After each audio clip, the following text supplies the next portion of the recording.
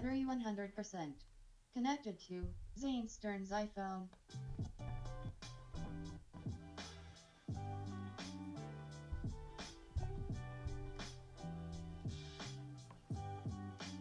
Wow.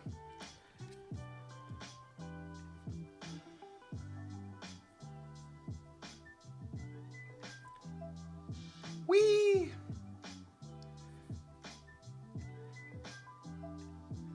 All right. We are alive and well in the TikTok world. Here we go. Now I just gotta log in. The other thing. You know, am I even logged in to things? I don't even know if I'm logged into things. Am I logged into things? I don't know. I suppose I am. Whoa. Whoa. Bam, bam, bam, bam, bam. And a heart me. Bam, bam, boop, ba doop, boop, boop. Boop, boop, boop, boop, boop, boop. Holy cow. Hi, Daquan. You came to check in on the island? Yeah. Interested in purchasing St. James Island. Okay. You're pre-approved, right? Let's talk about it. I appreciate the consistency. I appreciate the consistency, the persistence. Like, I can tell you're a really serious buyer. Like a very serious buyer for the island. You know? Like, that's what we want to see. What are you hoping to do with the whatchamacallit? With the little St. James Island? What are we thinking?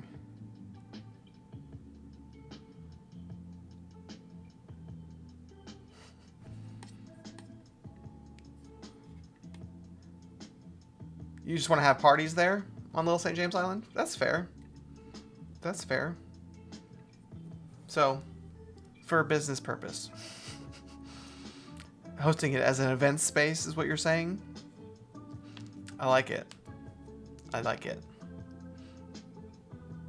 I mean, historically, I think that's really what happened with that island. So, I mean, you got the history built in. It's a great purchase for you if that's your goal. Do you want to schedule some time? Should we schedule a showing? Let me look at my calendar. Let me look at my calendar real quick. We're coming up on the weekend. You want to make it like a weekend thing? Do you have a private plane? I don't have a private plane right now, but my house is right next to a private airport. So I can just like hop on over there.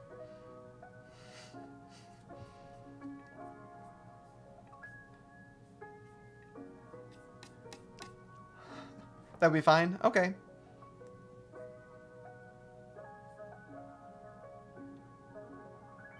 KMFY is the airport code right next to my house. So, just let me know when the plane's coming to get me. And we'll make it happen for you.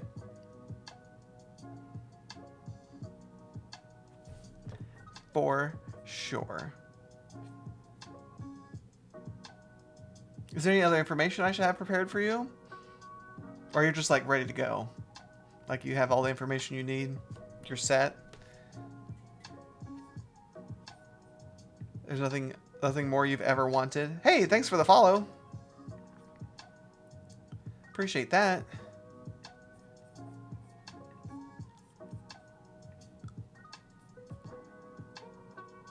Boop, boop, boop.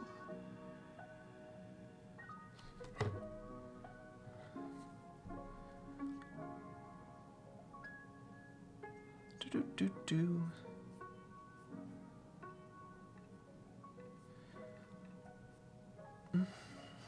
All right. Do. What else are we gonna do today? It's Friday night. It's Friday night. Then Saturday, Sunday. I don't know that song. Off the top of my head. You know what I'm talking about? Do y'all know what I'm talking about? I don't know what I'm talking about half the time. But y'all listen. What's up? I am not doing that because I'm dual casting. Unfortunately. Not because I don't, well, not because, you know, I also have a little 14-day, thank you for the heart me. I have a little 14-day little period where I have to be very good. I'm continuing to dual cast every day now. Thank you for the tappy tappies, for sure.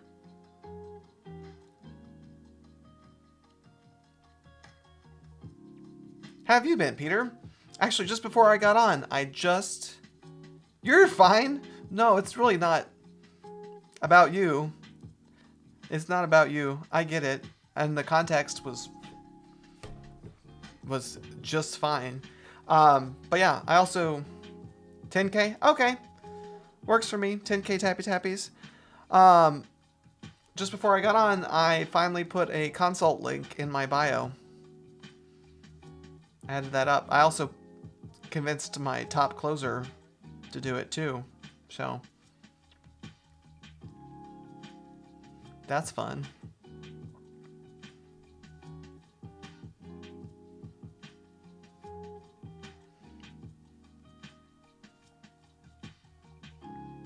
So that's pretty exciting stuff, I think. Consultant of the year? Not yet, man. We're just like not even in hour 1 of consultant at CCC. But, you know, people keep DMing me and asking, and I just keep ignoring. So I figured I blocked out 2 hours a day. So, from 2 in the afternoon to 4 in the afternoon, I blocked out 30-minute sessions. So I think I can handle that. But, you know.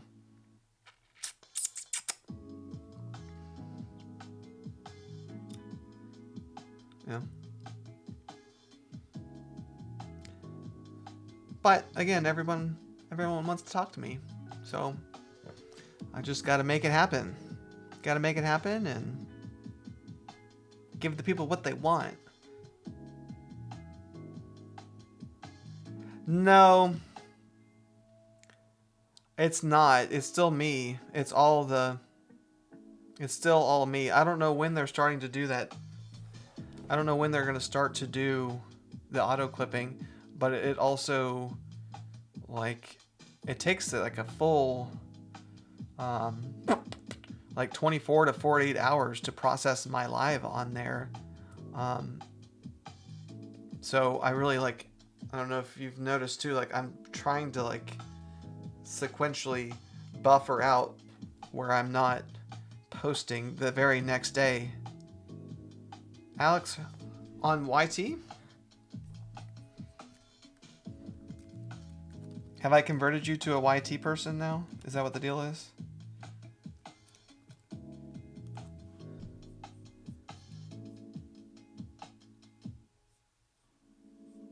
C?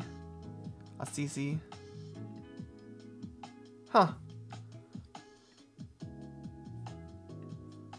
Let's look at his website. Oh, him. Yeah, I remember him. I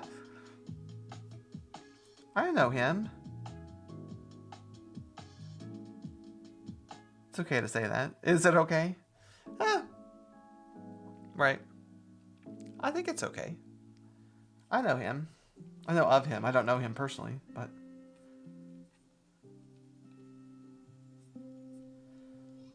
What is his lives? Yeah, what are his lives like? I haven't popped in with those. Seems like a... I mean, I've seen his content, though. His content seems pretty good.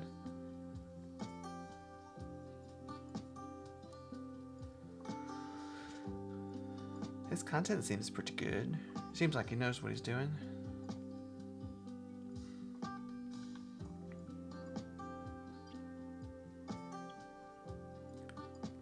Ooh, improves processes. I like improving processes, for sure.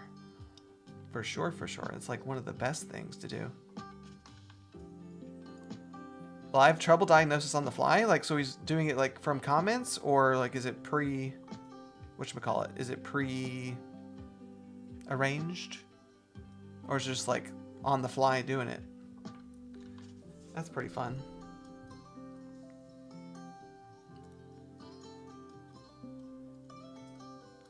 Oh, nice.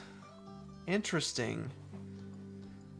I'm curious on the software that he uses to do that. I'm wondering if it's the same thing that I was thinking of.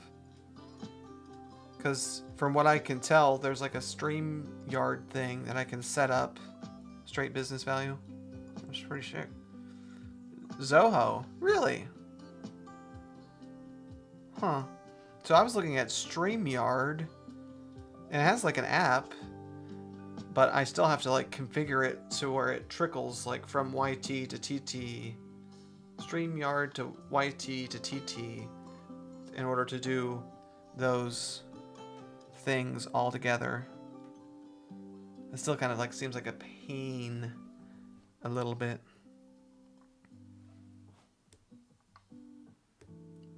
So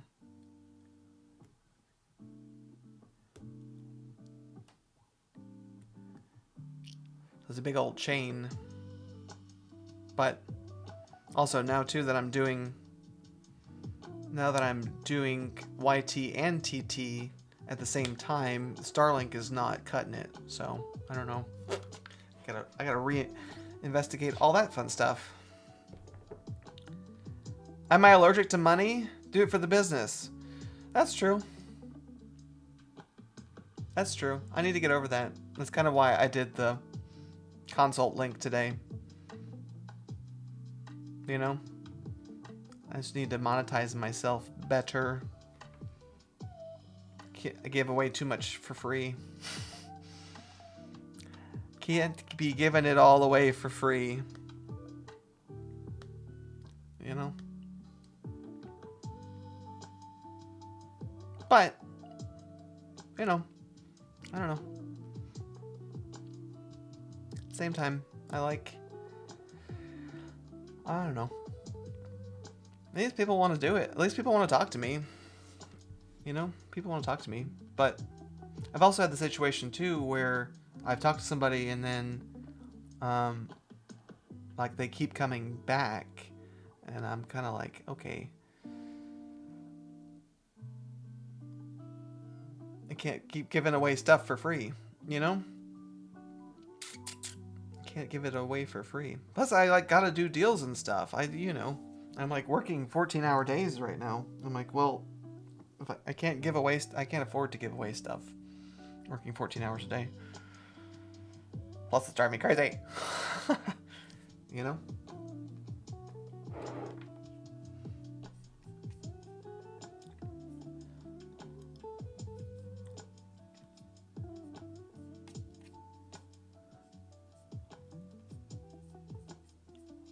Ba-doo.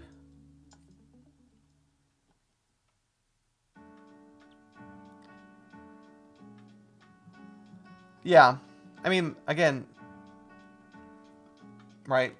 And I even like consider starting to gatekeep some of my content too, but I don't know. Info is free, action is taking. Yes, that's fair. Very fair. Yeah. And time is really the time is the money thing too. Like I can't afford to give away my time. So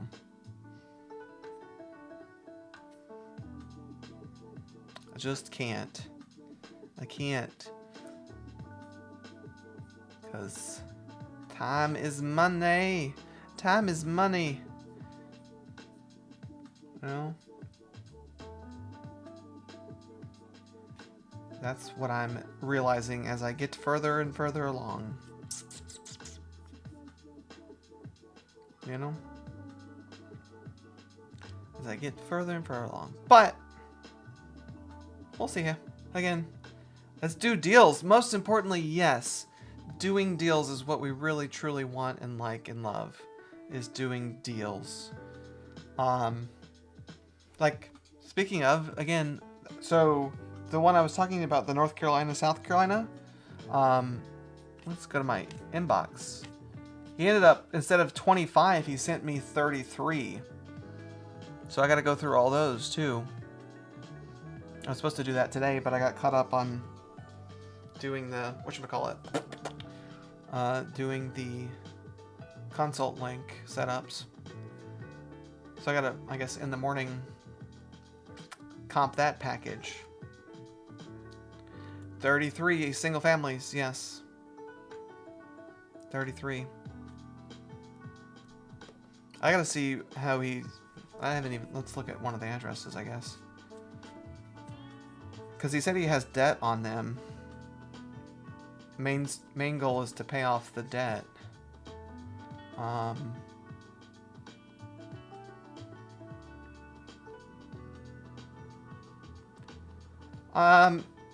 Well, so for like baseline conversations, I can use a lot of my MLS valuation tools to start with the start the conversation with. So I'm not going to do the full underwriting on them at the beginning of the conversation, but it still is 12, or no, it still is 33 houses. You own a condo in Illinois. I don't know if I want to keep it or sell it within the next few years.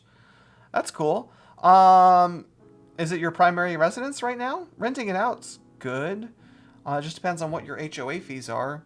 That's actually something I was talking to somebody else about today on a condo deal, because their HOAs were like $1,000 a month, and the rental quote, like the rental market, was like bringing $1,800 a month. So, luckily they have it owned free, but I am saying to them, like, I don't think it's a good idea to keep as a rental because you have $1,000 a month HOA, so that comes right out of your rental income, and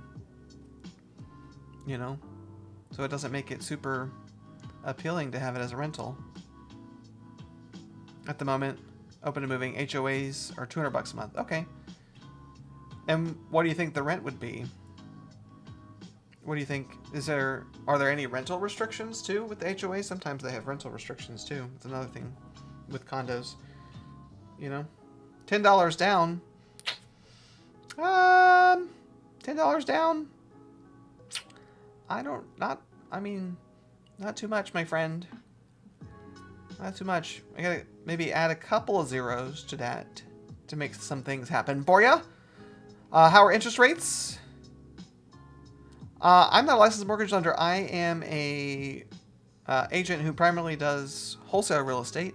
But just from people coming in here, it seems like rates are doing stuff. I don't think we're really going to go too far down. So, I think that's the thing. But also, like, new construction, people are doing rate buy downs like crazy.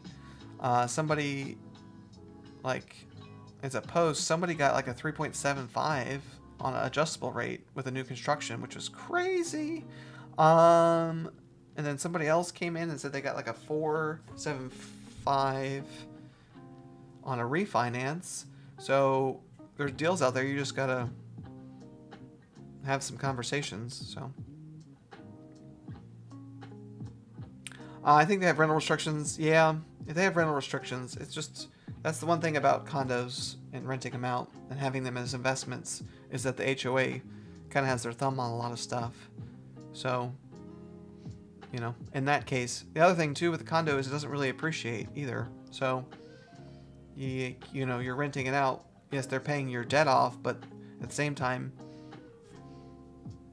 you don't have the appreciation either. So, if it may just be better for you to let it go and do some stuff in a different way. But, if you have a primary residence already, you can use DSCR mortgages to acquire rental properties. And the DSCR mortgages, they don't take into account your personal income. They only factor in the rental income of the property. But the only qualification is that you need to have a primary residence already. So, that's an option for you. If you're okay with your condo and you want to have some rentals, That's a strategy for sure. You could sell for a profit? Well, yeah, good. Do that. That's a good idea. I think that's a great plan then. I mean, selling at a profit's always a good thing. Always a good thing. Making money is always a good thing. We like profit. Profit's awesome. We like profit. Profit is very good. Very good. We like it. We like it to profity. Do do do. Are you gonna stay in Illinois? Like, are you like Chicago-y, or are you in a different area of Illinois?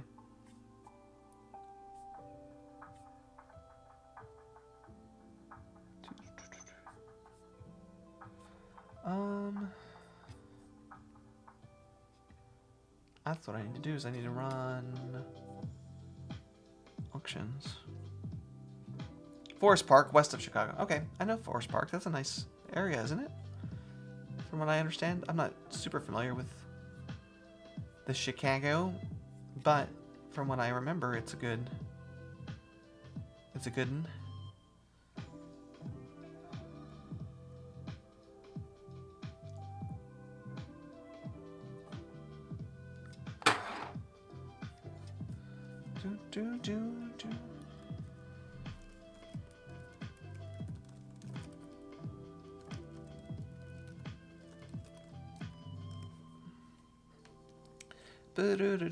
Do. Boo.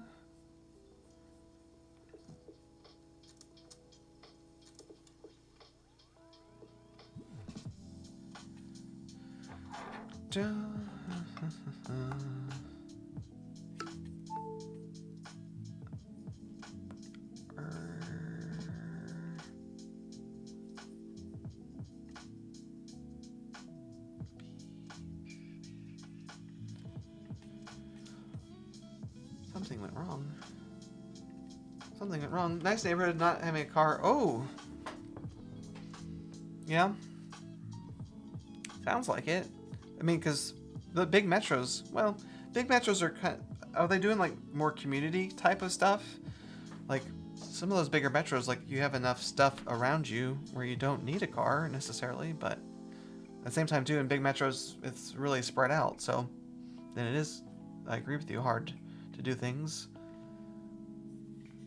you know?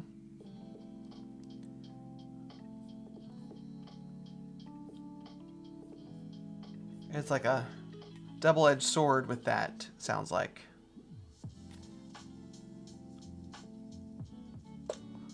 Why is this being so weird? My system's like, bleh. Thinking. My system's thinking way too much, actually. We're just sitting here spinning. Hello. Hello.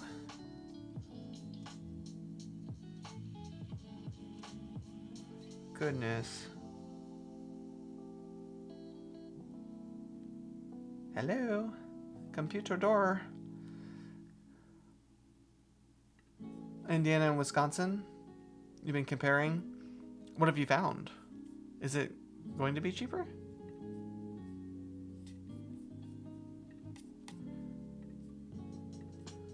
Hey, thanks for liking the live. I appreciate you.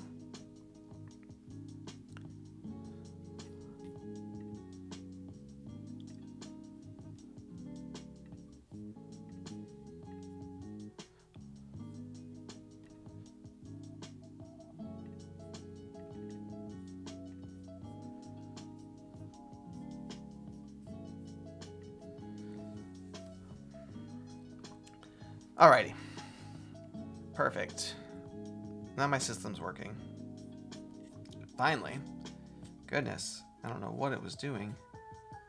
Besides just taking too long to think about everything. That was the primary thing it was doing.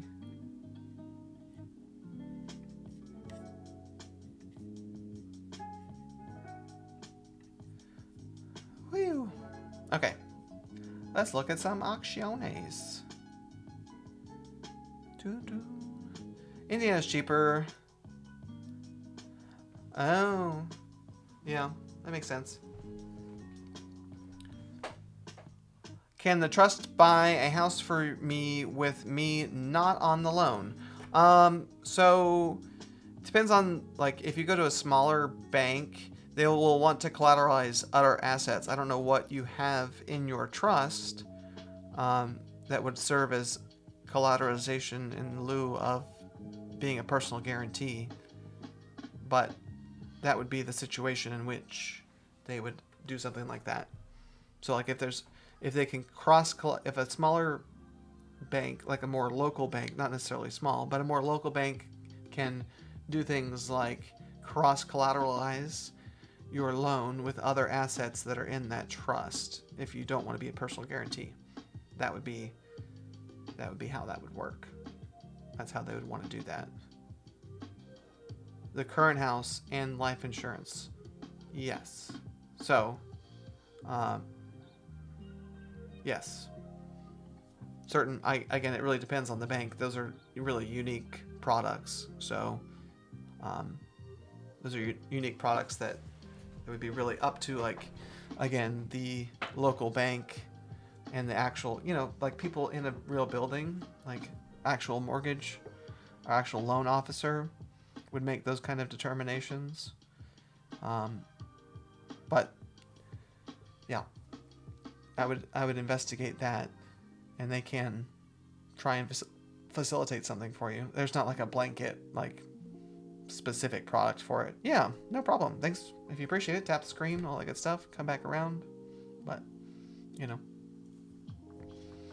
it is a thing that they do. Yep.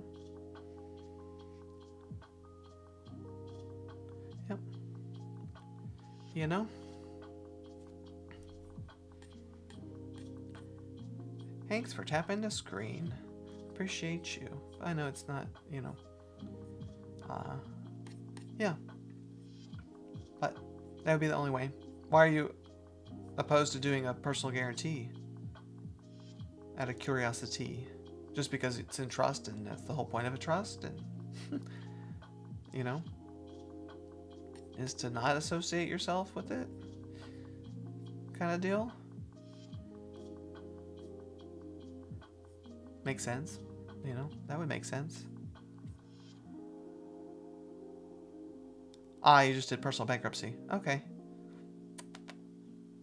And the house is in the trust. I gotcha. Okay. I'm trying to think of...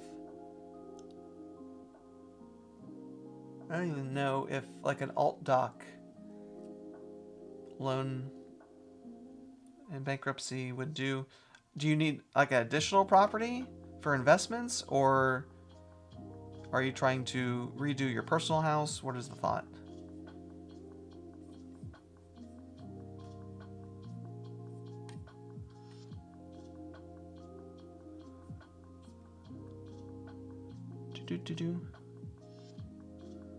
Thank you for the rose.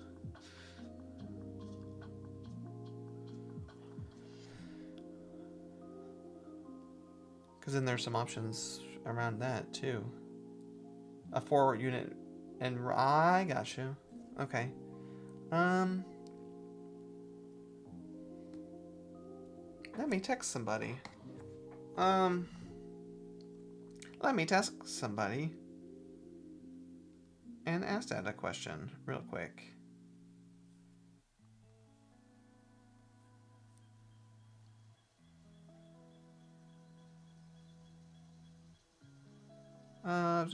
Okay.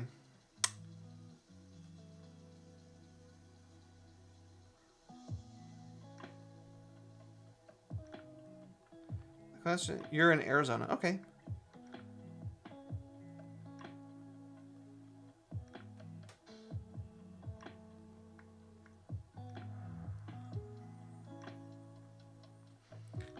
I just texted somebody and asked that question. We'll see how quick she responds, or if she pops in here. But that would be my...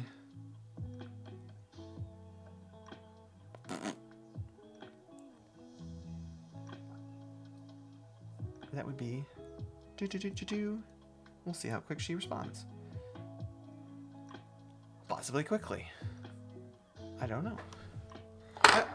I'm not, because it is personal BK, you know? So I don't know. It's possible. But I relied on an expert because I'm not a licensed mortgage lender. I'm just a licensed real estate agent. But I know all of the wild investment scenarios. So Phoenix is a good market though to do that, for sure. You're in a good market in Phoenix. Lots of appreciation there, which we like.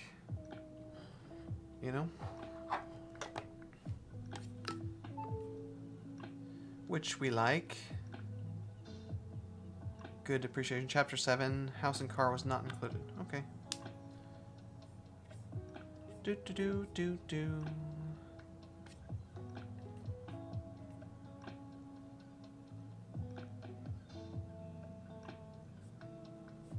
A house not in BK is good too. Thank you for the follow.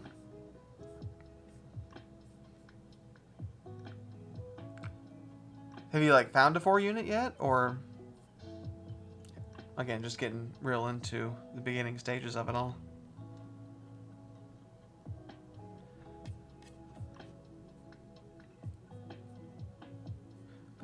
Boo.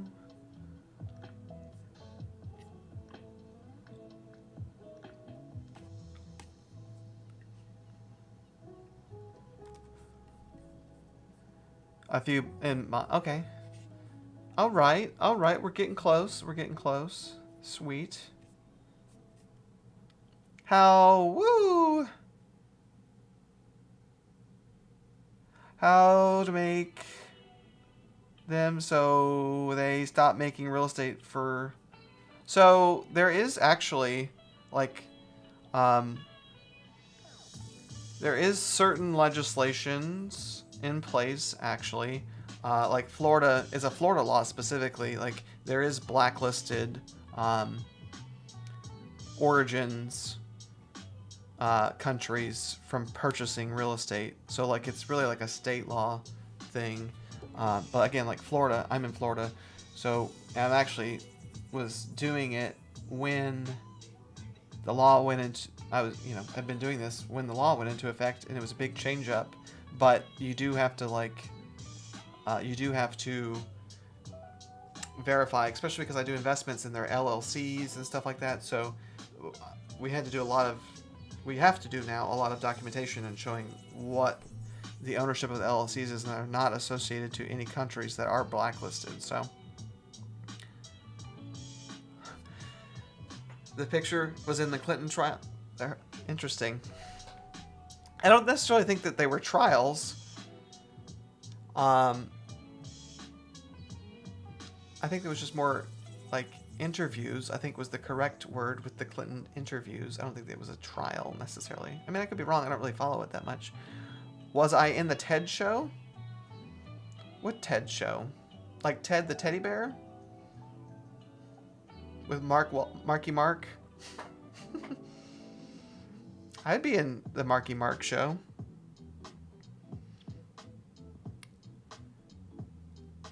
With Marky Mark? I mean... I would be fun. I would like to have been in the TED show. But I am not, unfortunately. That'd be fun. Mark Wahlberg.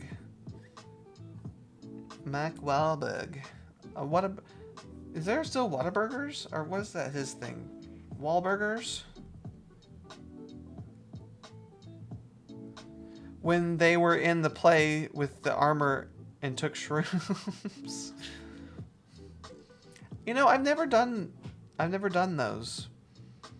I knew somebody in college that did something and it got into their spine. They would have like random flashbacks. So like those kind of like and random hallucinations. So I kind of like, I kind of like decided not to do that. It kind of scared me because he would just like randomly just get out of it. I know it is, but I can't say that. I can't say things like that while I'm on live. You can type it all, but yes. So like, I don't know. Those types of things, I just kind of was like, no, I don't want to do that. You know? I don't want to do that. Like, I'm okay with a lot of stuff, but those, I don't know. The flashbanky stuff, I'm not okay with. You know? That's all. Sure, right.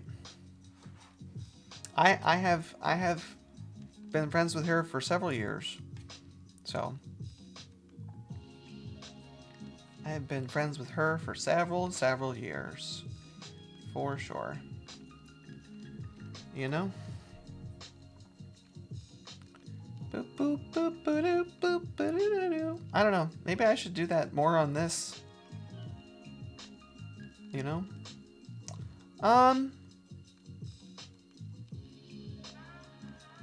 Yeah, so like, I think cleaning companies, yeah, because a lot of times, like, I don't do standard, I do investment properties. So in our kind of contracts, we don't require cleanliness upon exit, but most like regular retail transactions with consumers do require like the property be transferred clean. So it is probably a good idea for you to network with real estate agents for sure. It's just a matter of going to some maybe offices, like brokerage firms, all that stuff, and just dropping some cards and stuff. It's not a bad idea, just to give a resource. You know, make a little offering like move out service, move out cleanup service for X dollars. You know, keep it easy, but very easy to refer that because, you know, some people just don't want to. You know, some people don't want to clean the house themselves as they're leaving, they're moving, but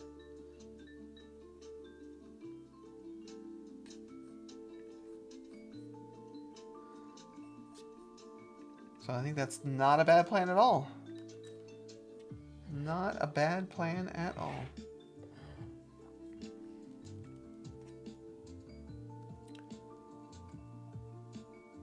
Would I cold calling work for that? I'd say either or, honestly. Either cold calling or just, again, meeting up in person.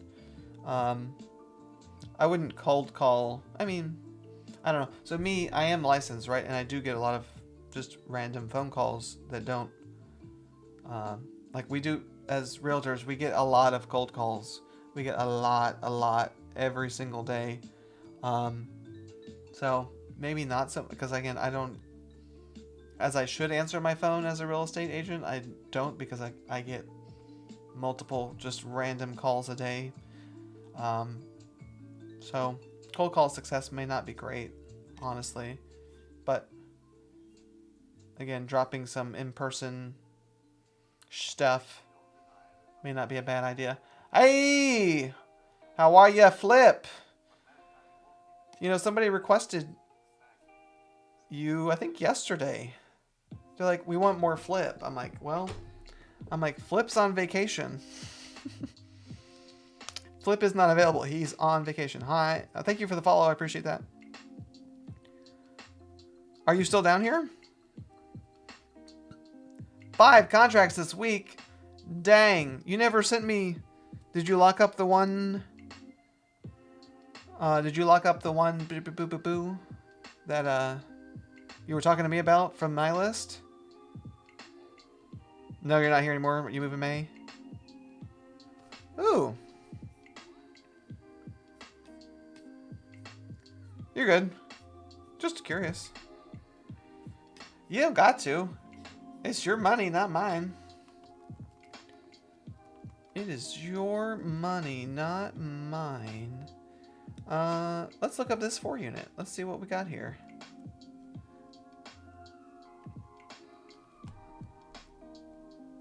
$71. And she has not texted me back about the BK thing yet. It's Friday night. She's probably out doing a lot of fun stuff. Or maybe, no, she's in California, so maybe she's still at, no, work, maybe. Oh, wow. That's an expensive quadplex. But Arizona's a good market, so. Hey, hey, how are you? I don't know if you saw my post that I posted right before I got on here, but I do have a consult link in my bio now. Do do do do do do do. Do do do do do. Let's see. It's a nice quadplex.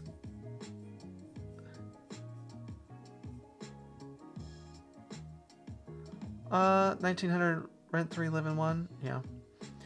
So for the purposes of a, just letting you know, for the purposes of a DSCR mortgage, they would not want you to own or occupy any of them. So you already have your primary residence, stay that, and then what you do past that is your own business, just saying, without saying. So, but 1,900 times 4, 7,600. Yeah. That's good cash flow. That's good cash flow. Yeah. Well, you got to do some renovation work, though. Yeah. That's good cash flow, for sure. It's a lot of renovations, though, too, though. Or do you think they'll rent like that as is?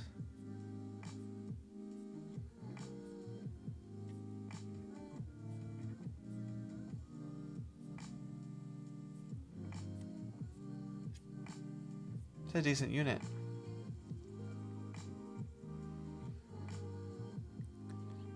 Like I said, it...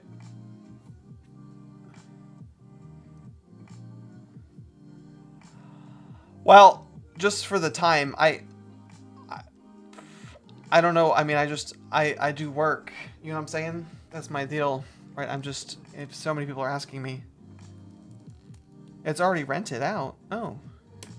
All 3 of them are rented out already? That's interesting.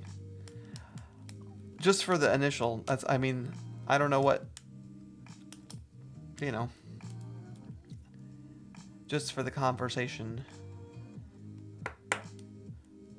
I have to protect my time. I have to protect my time because I'm working 14-hour days right now, especially with these TikTok lives. That's all. Not that I'm not open, but...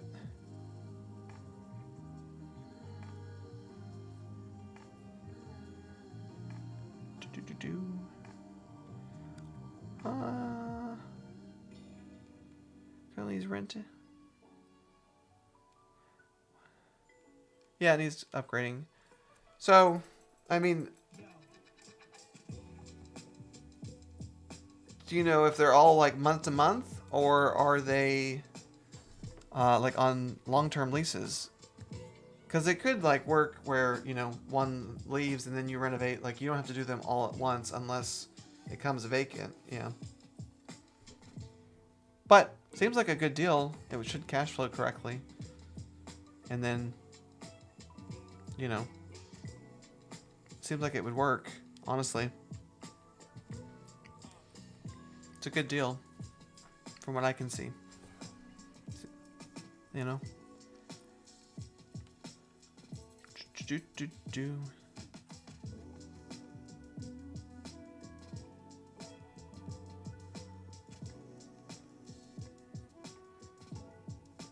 They're gonna need like 15% down, though. Do you have 15% down? Like in way of maybe equity of your other house? Because then I know some people too will cross-collateralize. Like they can take the equity from your other place as the down payment kind of thing. It is the thing about those, but it seems like it's doable.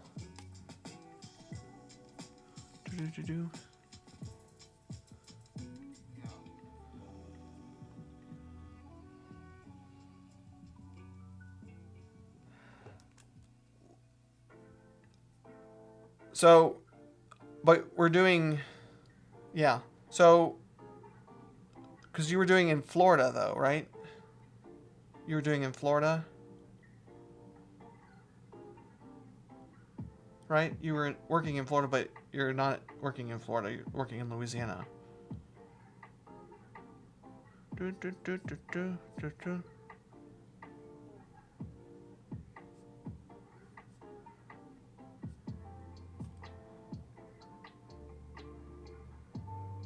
In Lee County? Ooh.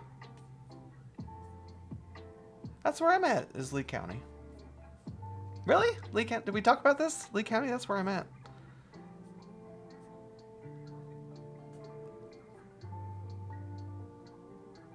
But now we're wholesaling outside of Lee County. Outside of that. Yeah.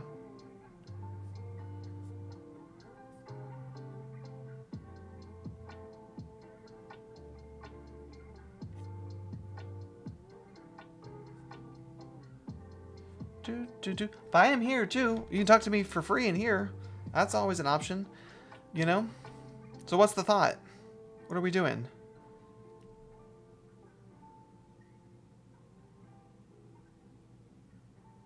They do, yes. They do. I mean, I try to capture that for sure, but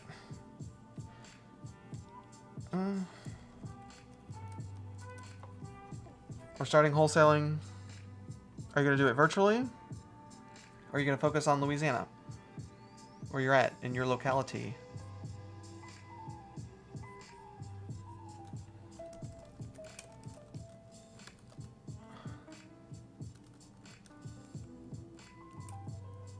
I mean, and you're familiar with the foreclosure. Okay, virtual. Gotcha. I mean, yeah.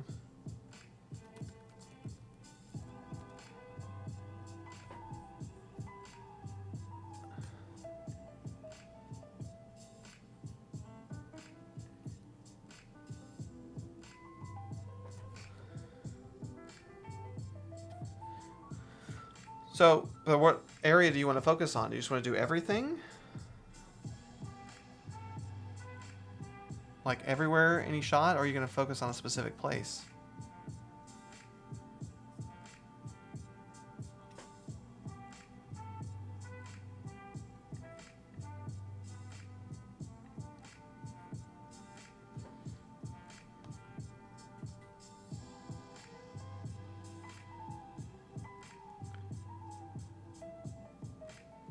Yes, correct. That is exactly right. So yes, basically, and think of it as, because in reality, what it is you are going under contract to purchase the house from the distressed seller. So that is like transaction one. Transaction two is selling it to an investor buyer. You can shorten it by assigning it, which is selling your contract rights, or you can do a double close, which is really actually passing title from you to the investor buyer. You think he'll stay working in Florida? Okay. I mean, again, you know the process too, so I feel you there.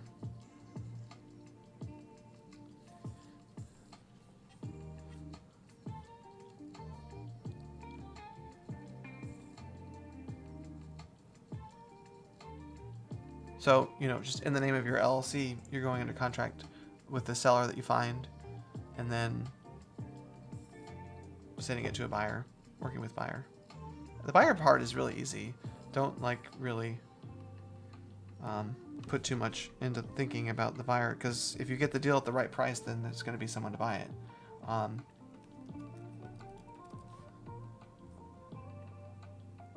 hate spreadsheets. It seems though through all my businesses they appear. Yeah. What? I mean, what's the spreadsheet on this? I mean, I get like leads and stuff, I guess, as a spreadsheet, or, but it's not. It's really just a kind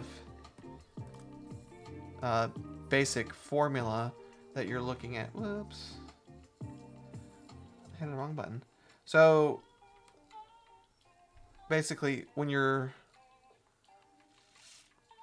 Are you asking like kind of how you pick up, like at what kind of price points that you pick up the deals and what kind of profit that you need to achieve out of it, or um, as a point of a spreadsheet, or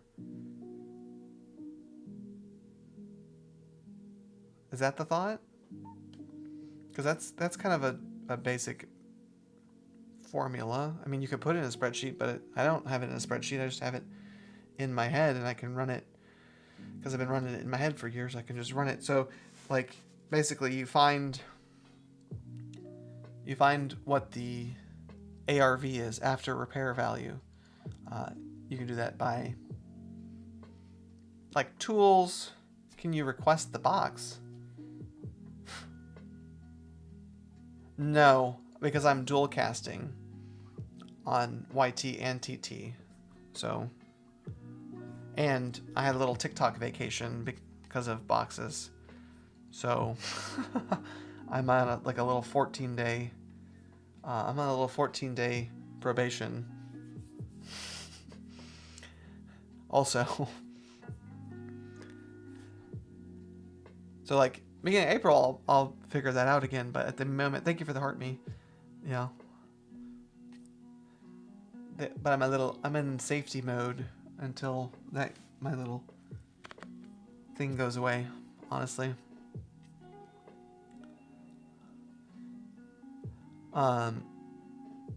So yeah, so you find ARV after repair value, and then it's just a function you offer.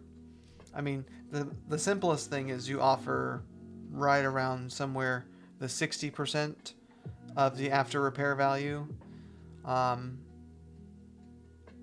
then you sell to an investor roughly around the 65% margin. I mean, it's kind of can fluctuate and change, right? If you're at lower price points, your renovation budget is going to overwhelm that margin. So in that scenario, I kind of go ARV 70% less renovations, then less what I need to make on the deal. And that would be my offer price. So, but like in your middle price point tiers, which, like, you know, if you're doing Florida, is going to be around that 300K mark, you're okay to stick with the basic margins. And again, you can really dive into it on bulk, but you know, you don't want to fully comp every single deal all the time. But just kind of get like a baseline and have a conversation around the baseline, and again, you know, just negotiate up and down and back and forth.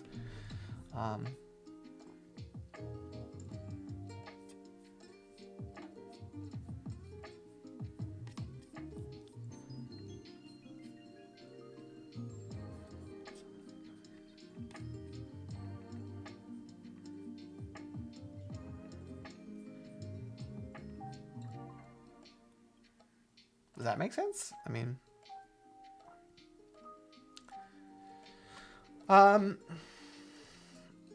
so what systems should you use? I have actual people.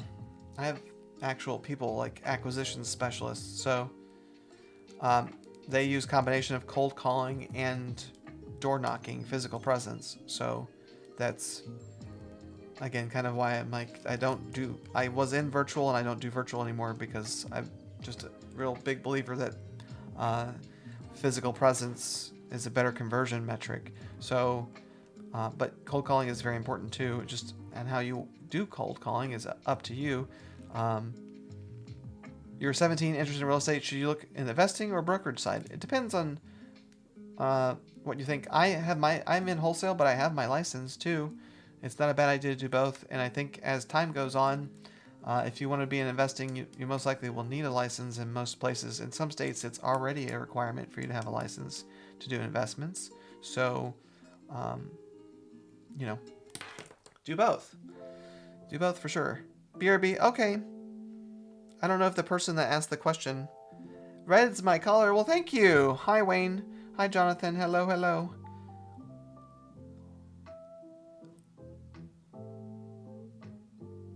Makes my eyes pop like this.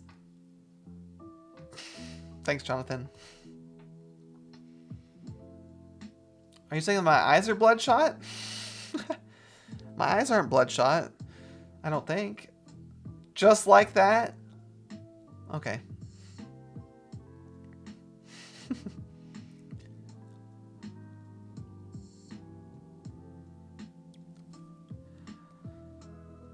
Where could you assemble a team? Just like I have? Yeah, I mean, that's partially why I'm on TikTok, is to recruit more people. That's my thing. I am in real estate, Wayne.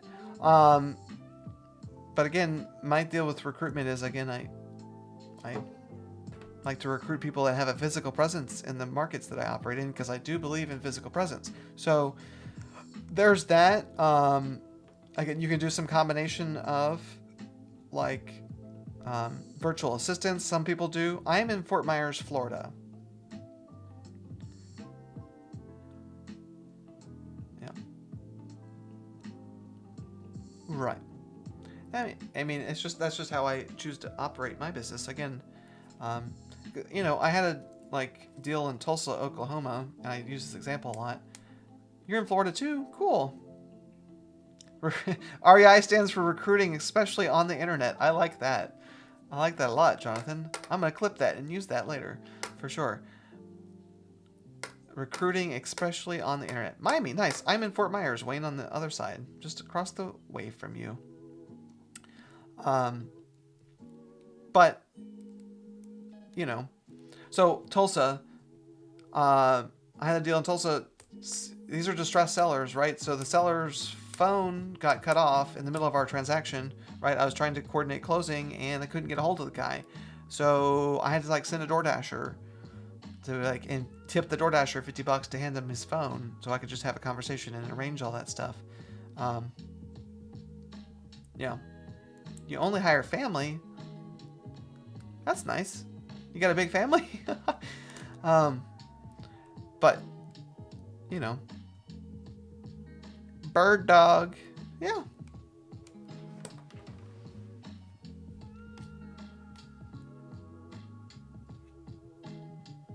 So it's kind of when at that point I kind of abandoned the virtual stuff after that experience, because it's just too much complexity and chaos, and also I just don't like spinning the system up in a new place all the time as new deals happen is also not, because you got to find title companies, you got to vet title companies, you got to find buyers, vet buyers, and just doing like basically building it over the system over and over and over and over. I find it difficult to replicate just on a per deal basis, spinning up the whole business again and again and again and again. If you focus on real specific markets, then that's good, but also, you know, again, just where I'm at, like I have my stuff, I'm set up. I've been through X number of title companies and markets, and I've been do and buyers, and so I can add on chunks that way, but that's the only way I choose to grow from now on. And again, want physical people. I want physical presence people. So again, that's partially, I want to take Texas. So again, I'm going to actually go to Texas. You know, I'm actually going to go myself to Texas to build a presence, physical presence there. So not that I, don't think it's, I know lots of people that do virtual and make it work and all that good stuff, but that's just that's how I've learned to operate, and that what has made me make it work. How many markets could I focus on? It's only distressed properties. Yeah, it's only distressed properties. But there's lots of distressed properties in this world. So I currently work Texas, Florida, Georgia, North Carolina, and Massachusetts. So, and again, that's a lot of territory that I'm already doing. Thank you for the follow. I appreciate that. Which is, again, why I work 14 hours a day, every single day. So, I can't do much more than that. I can't do much more than that right now as I build more systems. Sounds virtual, yes, but I have physical presence in those places. I have people on the ground in those places. So, Thank you for the follow. Thank you for the follow. You want to get into real estate? Nice, Wayne. And you're in Miami. You're in my market. You know?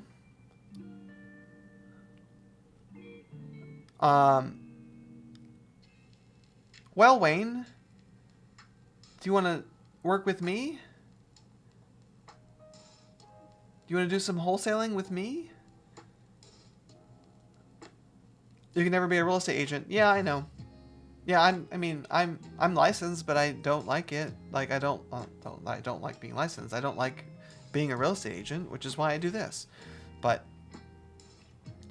at the same time, like as I said to somebody else, at some point though, the way that everything's moving in most markets, like states are making laws where you need to be licensed. So, you know, I could still do this and be licensed, and it's also like future-proofing myself. But then I also have to get licensed in multiple states too, which is just another thing of doing more markets, you know?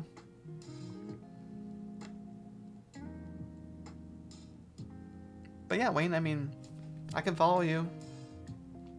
I will follow you. You follow me. We can DM.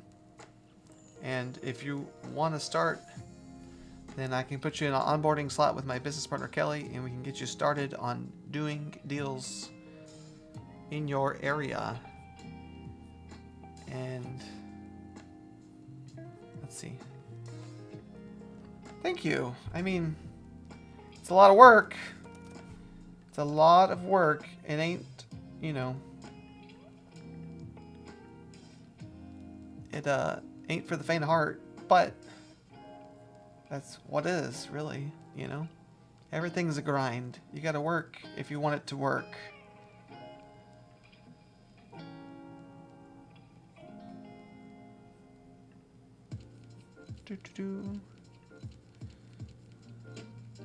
Okay.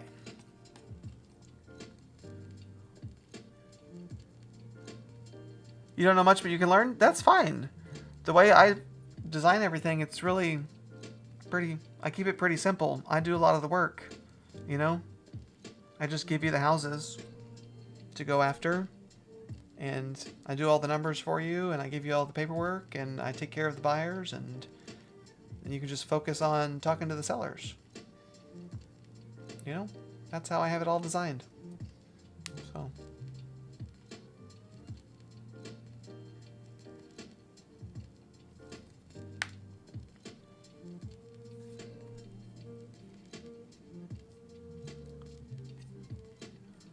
yeah. That's how it works if you're in one of my markets with me. If you want to work with me and do it. You never bought a property before? That's okay. I mean, I would do it in my company name. I wouldn't do it in your name. Yeah, just talking, right. Just talking to sellers. For sure. And then when you get good at that, then you can talk about and start thinking about other things, but, you know, keep it simple at the onstart, you know? That's one thing that I believe in. Like, don't, you know, you don't have to jump in and learn the whole industry. You can jump in, and I've had people do it over the years. You know, they do a deal or two and they don't like it, and you know, they didn't invest much. They didn't do, you know, they didn't invest much. They didn't invest anything but their time. They, you know, they got paid on a deal or two and decided that they didn't like it, and you know, that's okay too. So, you know.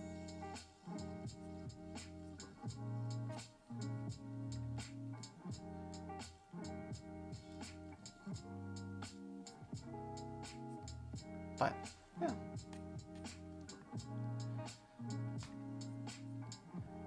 It's not too complicated if you don't make it too complicated. I like keeping it simple. Everyone has their job. Everyone has a role, things to do. And again, just talking to sellers is the help I need. I need more people talking to sellers. So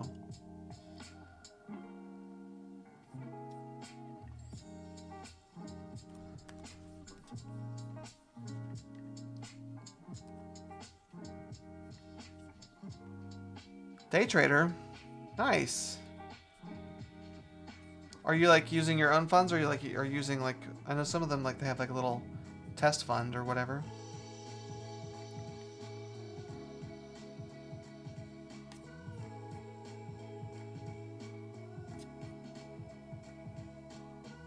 Yeah. Right. Well, so that's also another thing too. I think that's good about starting and wholesaling is too. As you do these deals, you like just see deal flows. You're using your own funds. Okay, cool. So you see deal flows, and you know like what is a deal and what's not a deal too. So like for me, it helps me in doing real estate investments because I just am seeing deals happen and transact, and I can still make money on deals that I would pass on. And if there's like a sweet cherry deal that I just love, then I can do it for myself. But you know, and I say that as a starting point too for people that just want to invest in real estate at some point. You know, like do it in a non-risk way, see how it all works, see how they transact, see what's happening, see what's a good deal, and then even too, you know, you're selling it to an investor that flips it or does it as a rental. You know, you can kind of see going forward too after you've done a few deals and see what happens to those houses and what they make and how long they were on the market, and just like it's a little different than just kind of perceiving or like looking and thinking about how it happens. Like, but if you sold somebody a flip property and you watched it get renovated and then you watched it go on market and then you watched it sell to an end buyer and you see the whole thing happen, you get a better idea of what to look out for, you know, which I think is important as opposed to just jumping into it, because it's not like, you know, houses are a lot of money. Houses are a lot of money. It ain't, you know,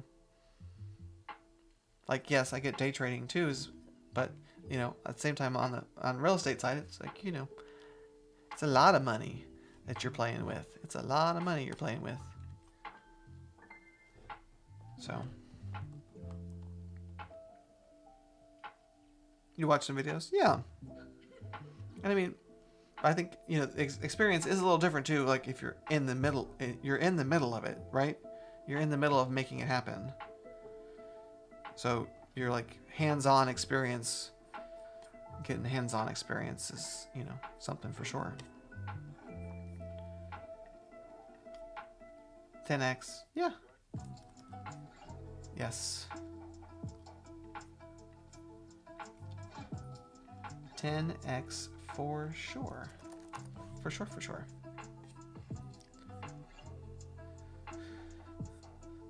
What did you do before the day trading? And like, do you have sales background and all that good stuff, or?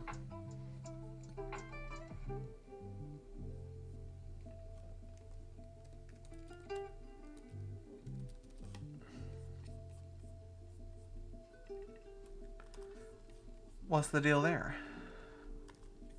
Do.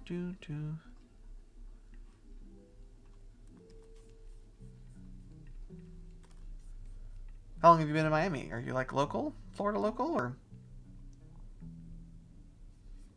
Tell me. You work... Oh, cool. That's funny. What kind of real... Like, what kind of real... Is it a commercial outfit or a residential outfit?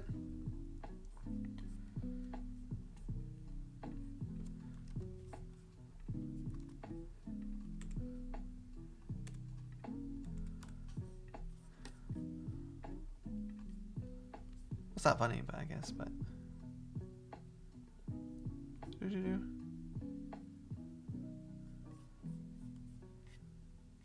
I can't believe it's March already.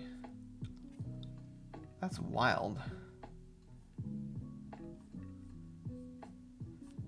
Time flies when you're having fun.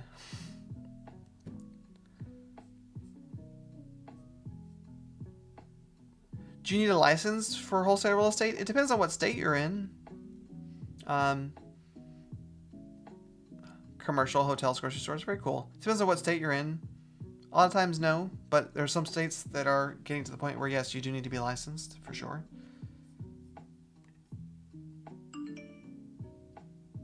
Ooh. Turn my speaker off. In New York. I don't believe New York is a state that we need to be licensed. But don't quote me on that, because I don't know. I don't operate in New York. How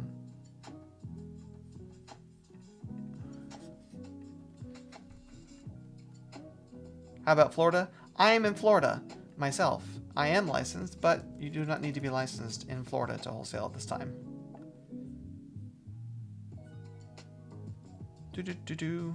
What's up, Jordan? How you been? I almost didn't recognize you without your cherries. Have you been good?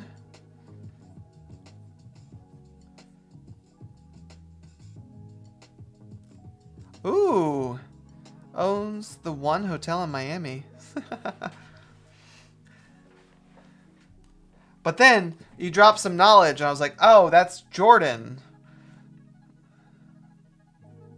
You know? You've been good. What am I up to today? I am currently running an auction update on Florida deals at the moment as I'm on my TikTok talking.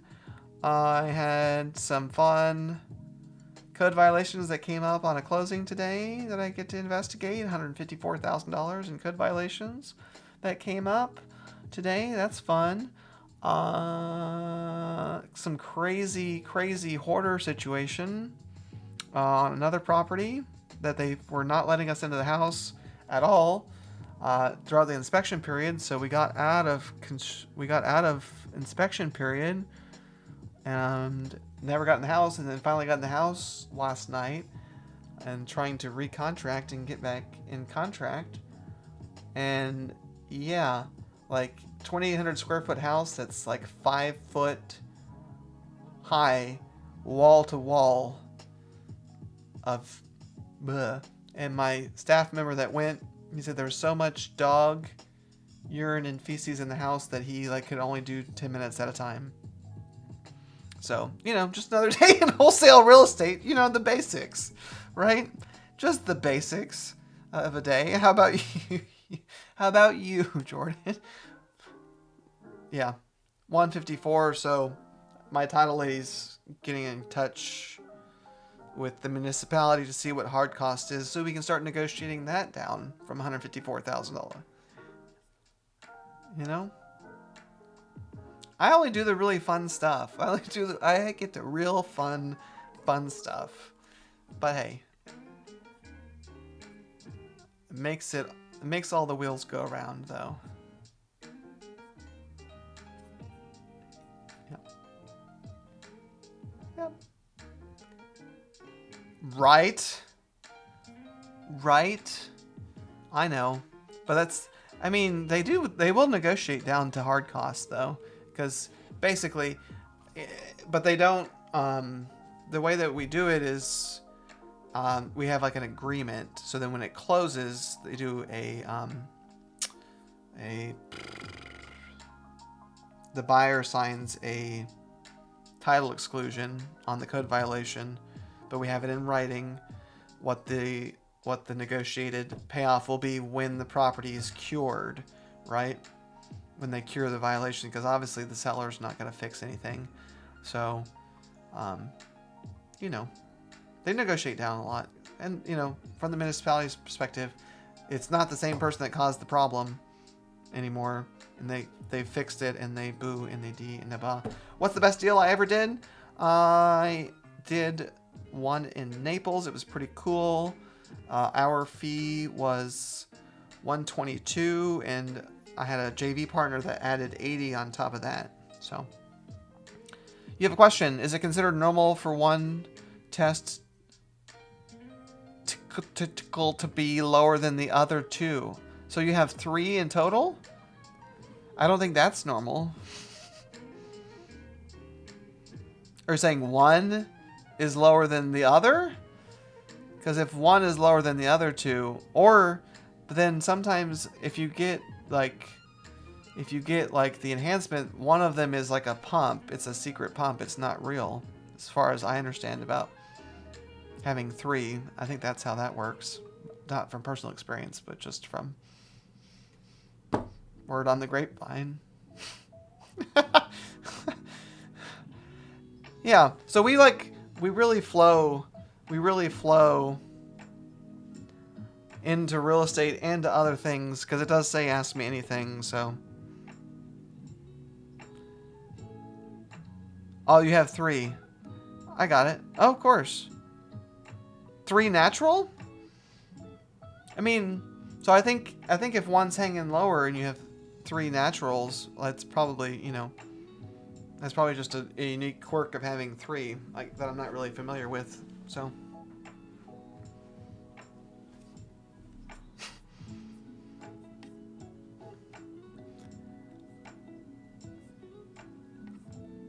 thanks for liking live.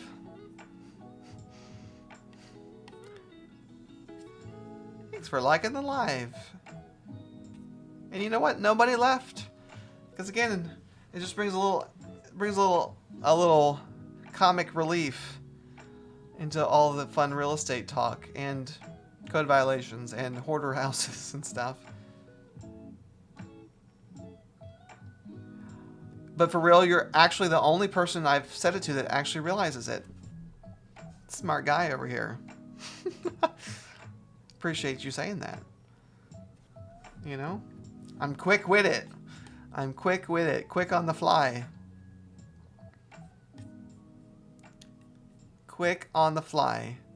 Pays dividends. Is wholesaling land better than houses? I personally don't wholesale land, just because it's just not my thing, and there's people that are in it, and that's all they do. That's just a little bit of a different way to operate wholesaling land, because you're doing like lower price points, lower fees, but you're doing a lot more volume. Of course, you're not dealing with the same set of problems on land either, but your buyers are different too, right? So it is really like it's separate kind of deal. So because wholesaling land, you're just dealing with builders, new construction builders, all that fun stuff, and the buyer set for that's pretty limited. Not limited, but it's like a few specific people. So if you get in with a real new construction builder, then you're pretty set. You deal with the few that do it, and you're good to go. Otherwise, single family, you're open up to lots of different buyers, because there's a lot more flippers than there are new construction home builders. So if I want to start wholesaling with you, give me a breakdown of how the process would work. So I operate in Texas, North Carolina, Florida, Georgia, Massachusetts. Did I say all that right? Texas, Florida, Georgia, North Carolina, Massachusetts. So if you're in one of those states and have a physical presence in one of those states, I will work with you. How about PropStream, Investor Base? I'm licensed, so I use a lot of MLS tools. So that's basically how I do. I use PropWire because it's free, just to kind of quick search things that I don't want to get into the MLS stuff on. PropStream I hear very good things about. Investor Base I have not heard so much about, but there's lots of tools out there, There's lots of good tools out there. They're all really pulling the same data, though. It's not like, they're all really pulling the same data. So if I wanted to buy a ranch in Texas after college, how and where? I mean,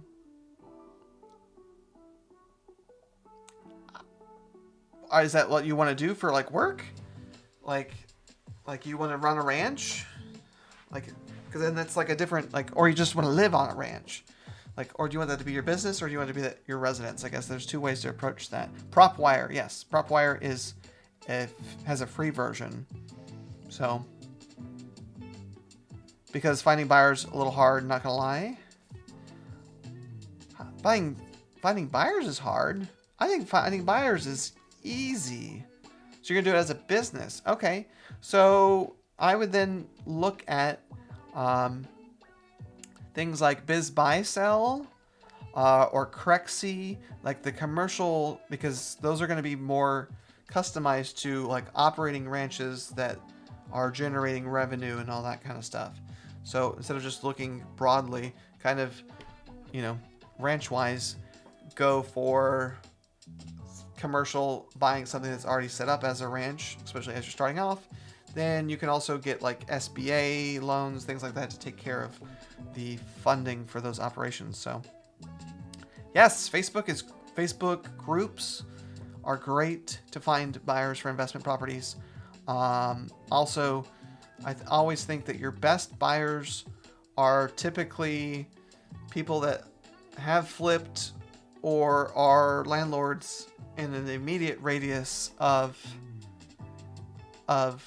your subject property.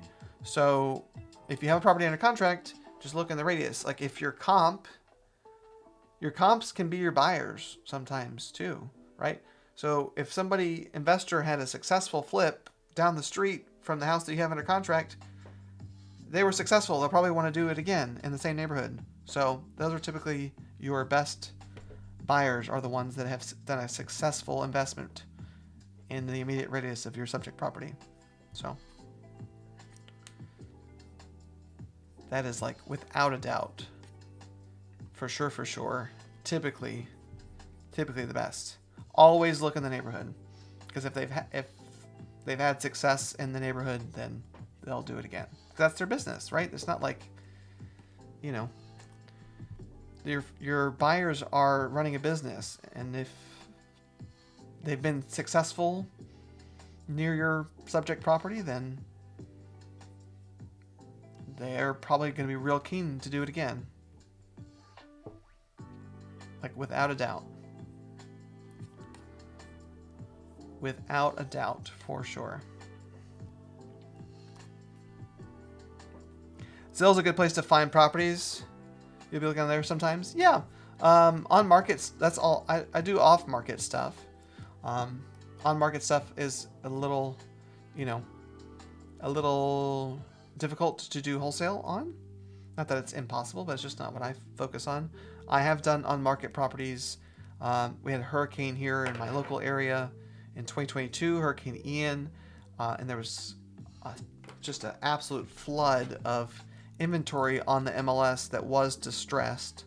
So we were doing, people on the team were doing like 100 offers a month to on-market properties that were distressed, but we were also doing like $200, $100, $120, $180,000 off a list, because when they made it to the MLS and there were so many, the realtors weren't exactly pricing them the way that they needed to be priced in order to sell to investors. So that was kind of the benefit of what we were doing. So you need substantial discounts off list typically to make on market wholesaling work, in my experience. So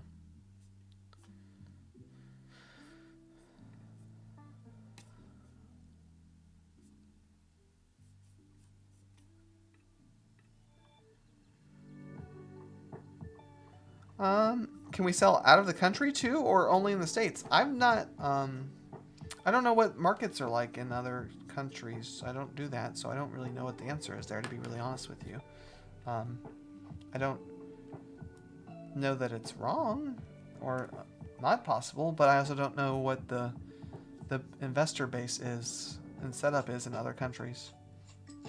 So I just don't have that. I don't have the answer on that, to be honest with you.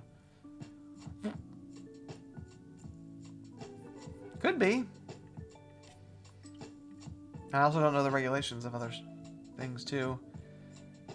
And even like in Florida specifically too, I was just talking about it earlier. In Florida too, they have a law where foreign entities can't buy real estate in Florida from certain countries. So there's a lot of regulations on international purchases and so on and so forth. So you really have to dive into whatever country you want to do and do all that, because that's, you know, that's a whole thing in itself. So I started 2 weeks ago, so I know some stuff. How long did it took for my first deal?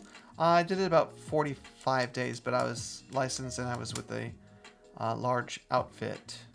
Also, I started with a large outfit off the gate. So, why do they call it real estate? Because fake estate doesn't inspire confidence. But I think it's a British thing. You know, real, tangible. Real estate, it's real, it's tangible. So that's the real part. Estate, again, is the British part. How they used to describe land.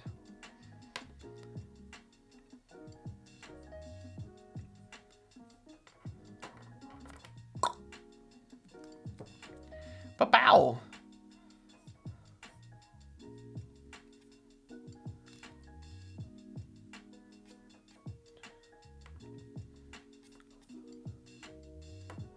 Do do do do do boo doo boo. What'd you think of that, Colby girl? Fun explanation? I think it's a fun explanation personally, but and I have that. It's not a new line for me, so I apologize. It's kind of like a canned response, but you know, I'm on here every day, so I got some of those built up. I got some of those responses built up.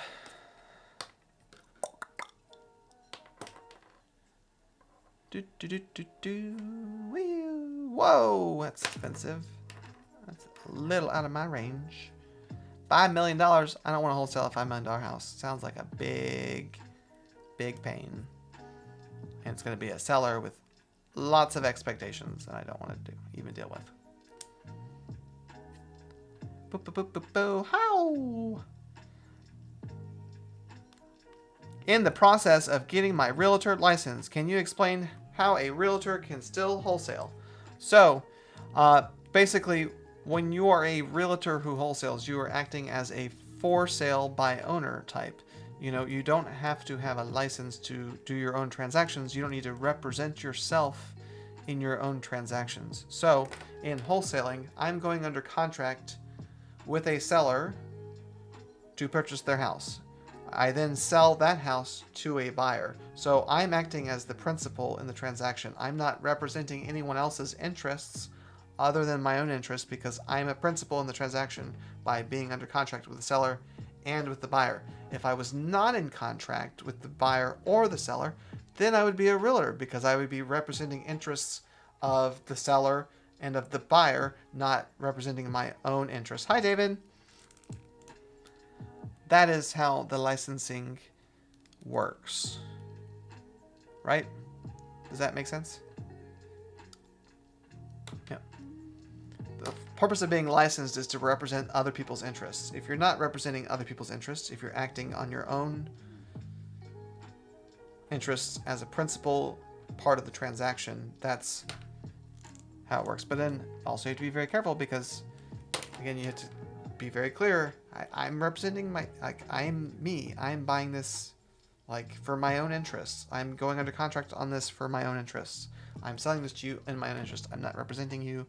My claims are not representing your interest. They represent my interests, all that good stuff. And as you look at some laws across the states that are requiring people to be licensed in order to wholesale, those are all the types of disclosures that they require, and you just gotta be very clear in what you do and how you do it. So, but again, if you do it the right way, then you do it the right way. Correct, David. David knows the deal. For sure. David knows the deal. Absolutely. Do, do, do, do. Of course. I hope it, you know, did it actually clarify it? Thank you for tapping the screen. Because I normally have a pretty good lock on the explanation that most people actually understand pretty well, which I'm proud of. So I really hope it was actually enlightening. If I need to tweak it a little bit, you know, feedback's always appreciated. If I need to tweak the explanation a little bit, but I think it's a pretty clear way to explain it.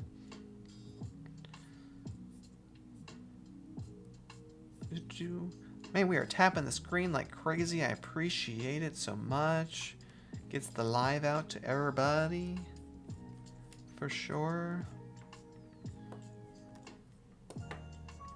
Whee. Do.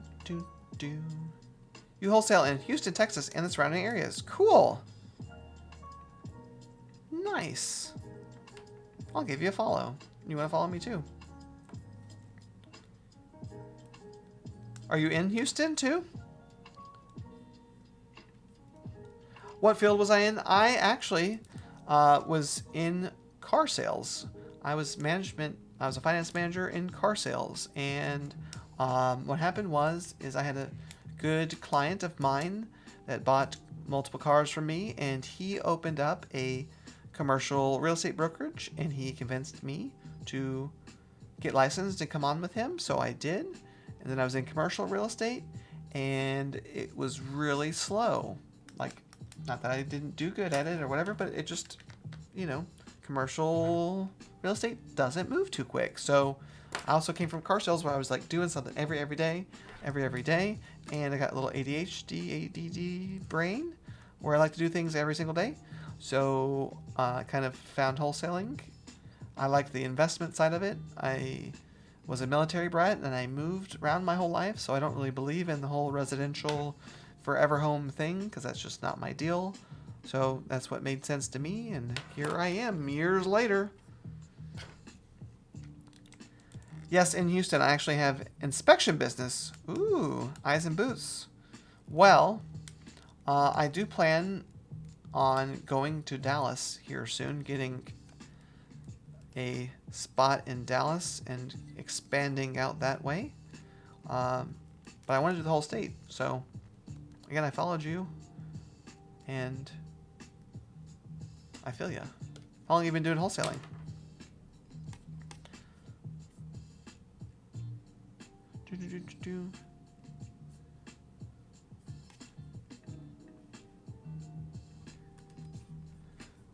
But Dallas is, Dallas moves quick. Or not Dallas, Texas moves quick. So that's kind of why I feel like I need to be on the ground there, because I think I'm a big believer on physical presence. So nice, cool. Yeah, even outside of. Do you go outside of Houston since COVID? Nice, very cool. Yeah, I've been since 2022. I missed COVID, unfortunately. Unfortunately, I missed the COVID era.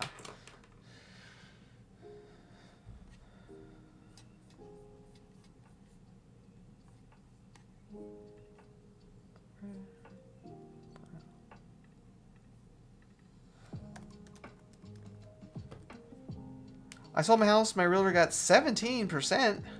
Holy cow. Yes. Also, outside. Thanks for the follow. Yes.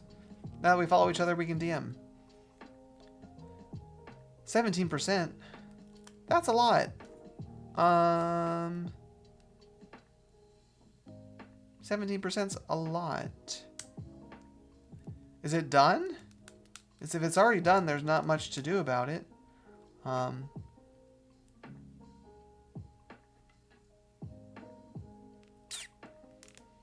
But that's, if it's closed, that's kind of, I don't know. It's done already? Yeah. It's hard to do things clawback after the fact. Because it's already gone through a title company and passed muster there, and, unfortunately.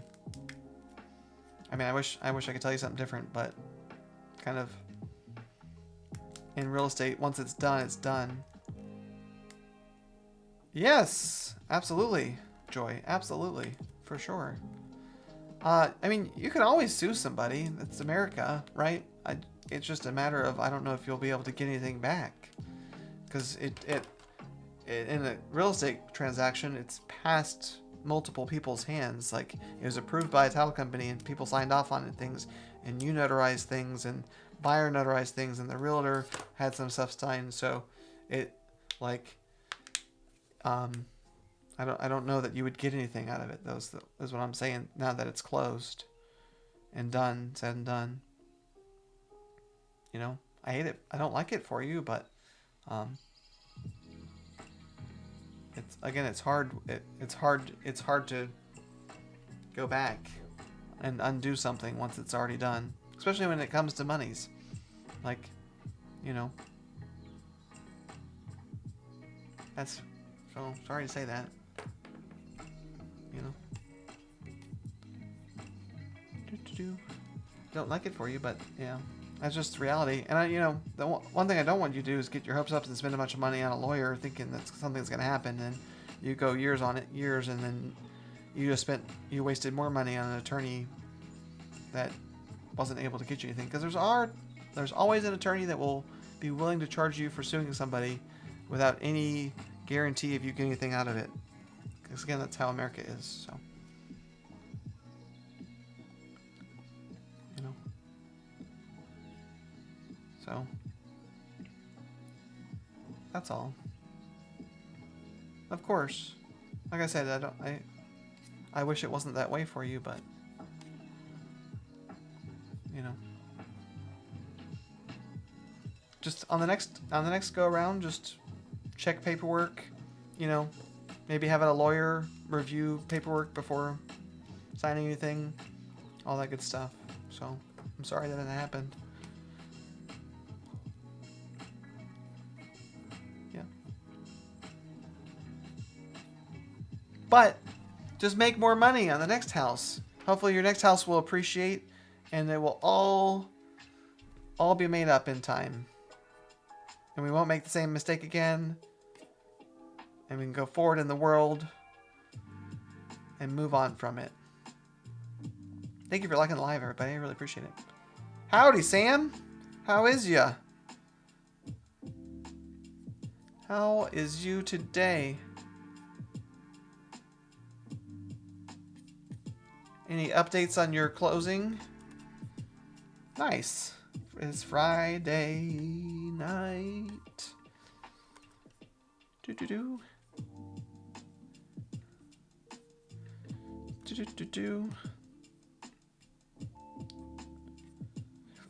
Or are we just at the same spot still with your deal? Oh, we're still on track for the 31st. Cool. Some good movements then. It seems, maybe, possibly.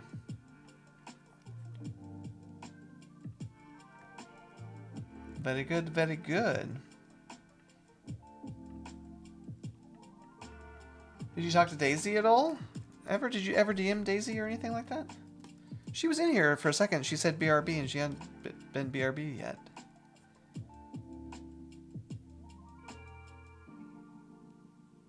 Oh. Yeah. Hey, thanks for the follow.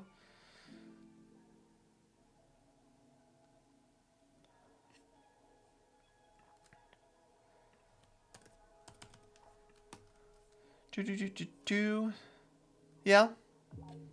I mean, you know, you follow each other. Okay. You know, I don't see a lot of, you know, if you're pre-qualified or, you know, pre-approved, whatever, which one it is. As long as everything lines up the right way, then normally it's pretty safe to say that it's going to be okay, at least on the buyer side.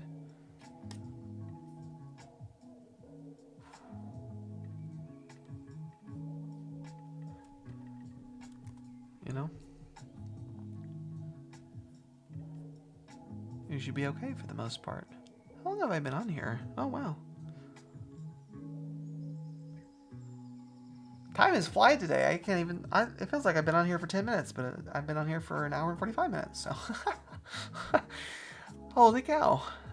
That's wild. I just looked at the clock.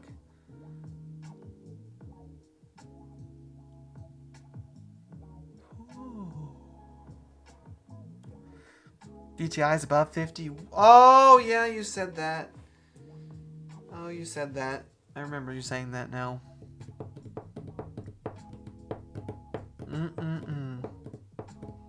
I mean, Some DTIs will go up to 50s, what, 55 on some Fanny stuff, right? Don't they go 55 or something? You're in iffy territory. You're close to iffy territory for sure.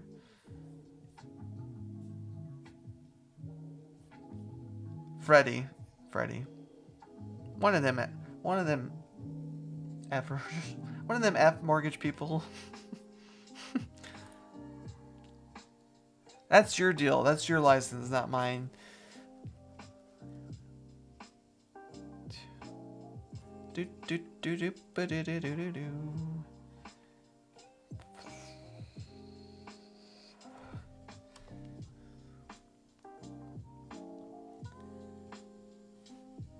I know. Gotta keep it fun.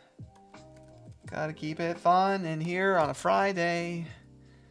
Fun on a Friday. Ba-ba-ba-ba-ba. And, amazingly, I'm actually somehow getting work done at the same time. I don't know if I'm getting better at this live thing, but I'm actually like working and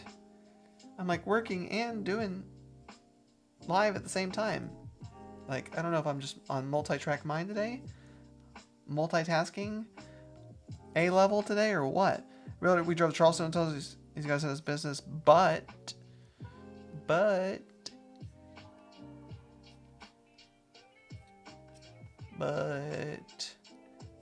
he's interviewing other lenders. Well, that's not nice. Right.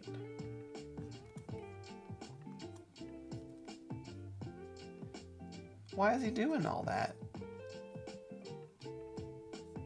I would just tell him to quit wasting his own time. He's running a brokerage, right? If he finds someone he likes, run with it. And then take action later if he needs to fix something.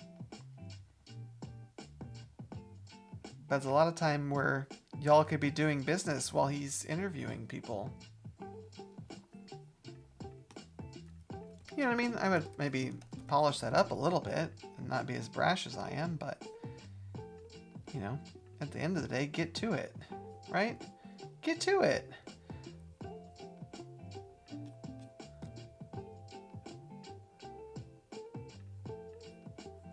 And if y'all are doing business, you can just prove how good it would be to do business. And interviewing is not going to replace the experience of doing business with somebody either, too. So, I hear that. I do hear that. With the lenders. And I know a guy that is with Cross Country. He's been with Cross Country for a long time, but also, like, I've seen him pivot so many times in the space too. Like, you always got to keep changing it up, you know, to keep it fresh. That's yeah. You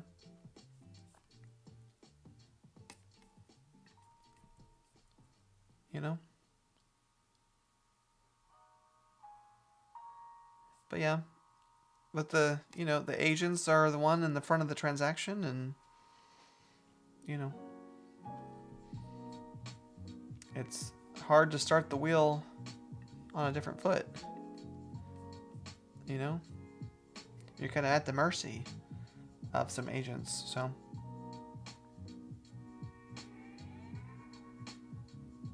oh yeah. That's important, People are giving away, like, I don't know, rate buy downs and stuff. But being competitive is certainly an advantage. So.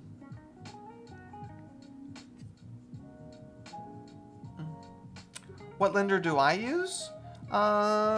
So, like, are you talking about for what type of purposes, Arn?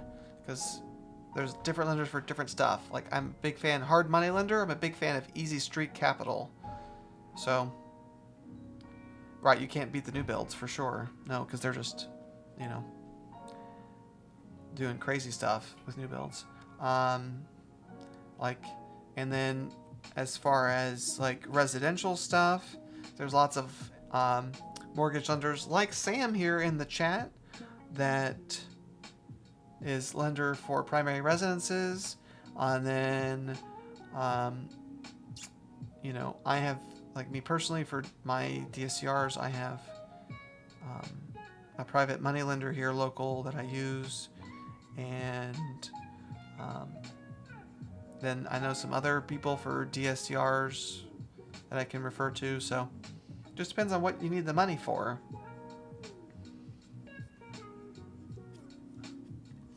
So, you know, lots of lenders for lots of situations. So whatever the situation. Yeah, exactly. Well, I had somebody, right, buy our cookie cutter house. Yeah. I had a lady, she was like, it's a 3.75 ARM, 7-year ARM on my new construction. I did it. And I'm like, well, good.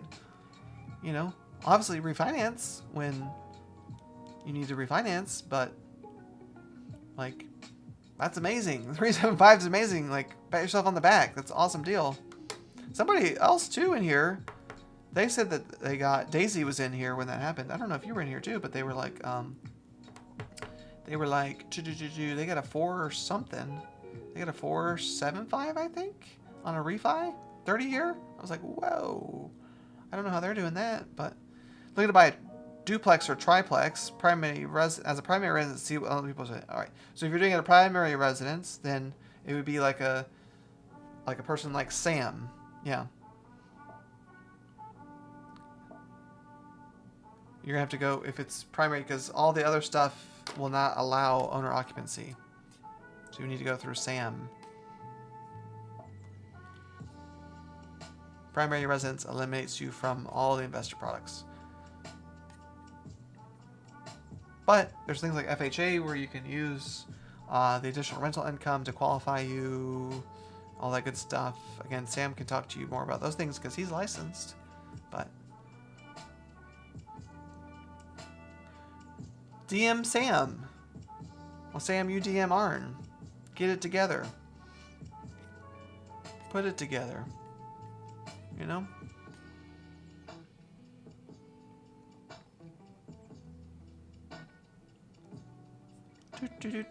Wow! That's messed up. They got tanked on that house.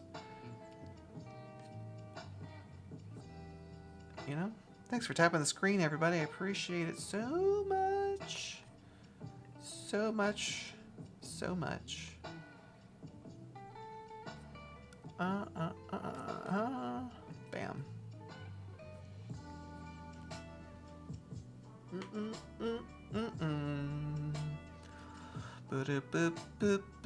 I wonder if my neighbor texted me.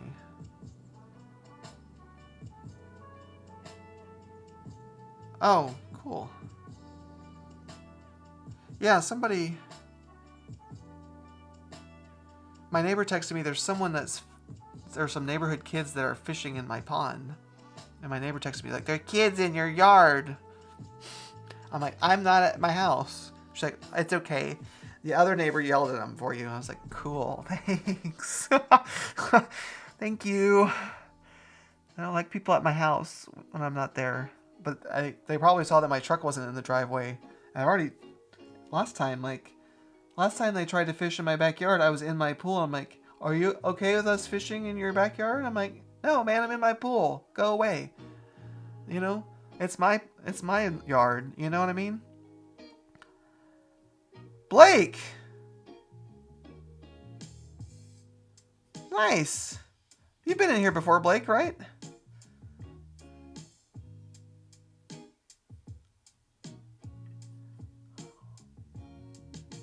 Do I get mad easy? No, I really don't.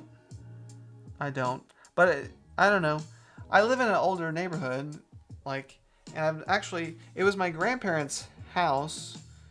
So, I know all these people for my whole life, and they're older, and, they don't want any kids in the pond, because we do stock the pond.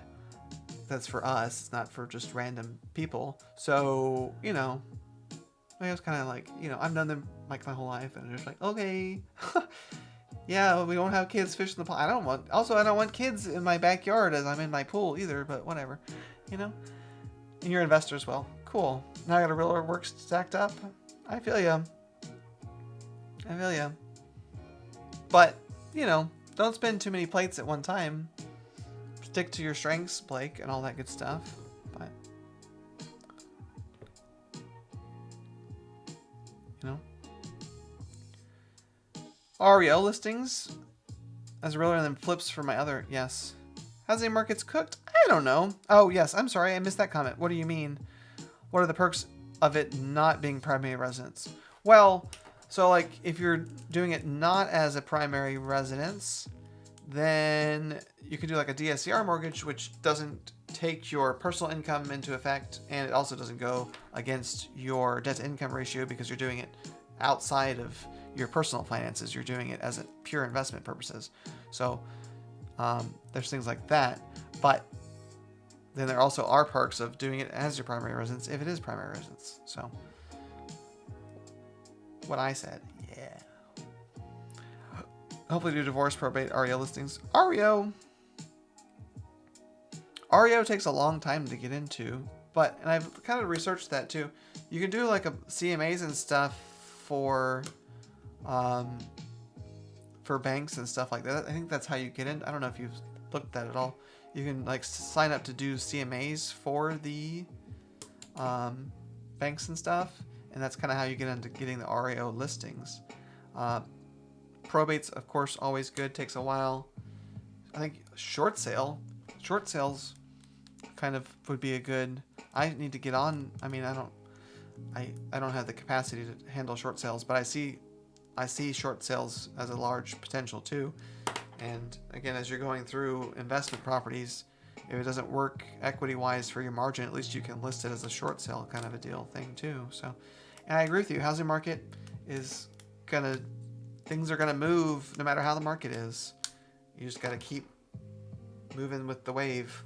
So as long as you keep moving with the wave, then you all good.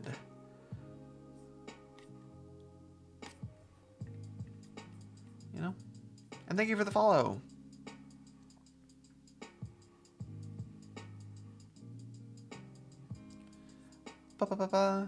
Pure relationship driven goals, get referrals, minimize marketing expenditure. Yes. Yes. Probate attorneys are great sources, honestly. Probate attorneys are great sources. You know, you buy them lunch, you know, and they're not really that hard to win over, honestly. But give them some love, they give you love back, for sure. Where are you at again, Blake? I forgot where you live. Yeah.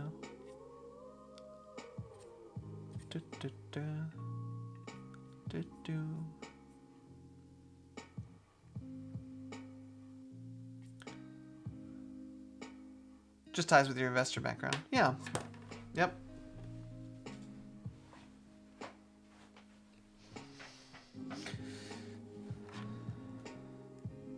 Oh, nice. Dallas Fort Worth. Okay. We follow each other. Right. I'm ramping up to get to Dallas. We'll have to work together. Because I'm, like, gonna split my time between Dallas and here is what I'm thinking currently.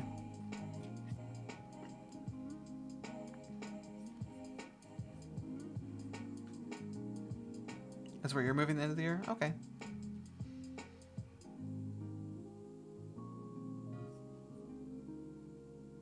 Do I know you, Blake?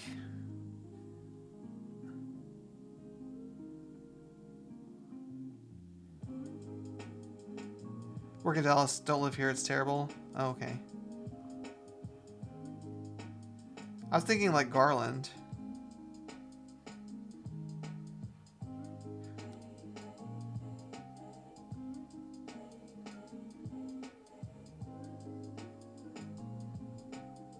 Were you with NW?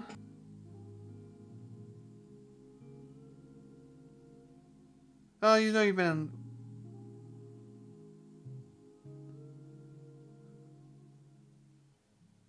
Were you with NW? Do I know you from there? I don't know, that may just rung a bell. I know you've been in... I know you've been,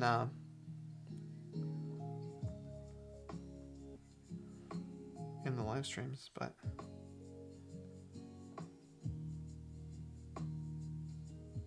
Maybe not. Maybe it's a different person I'm thinking of.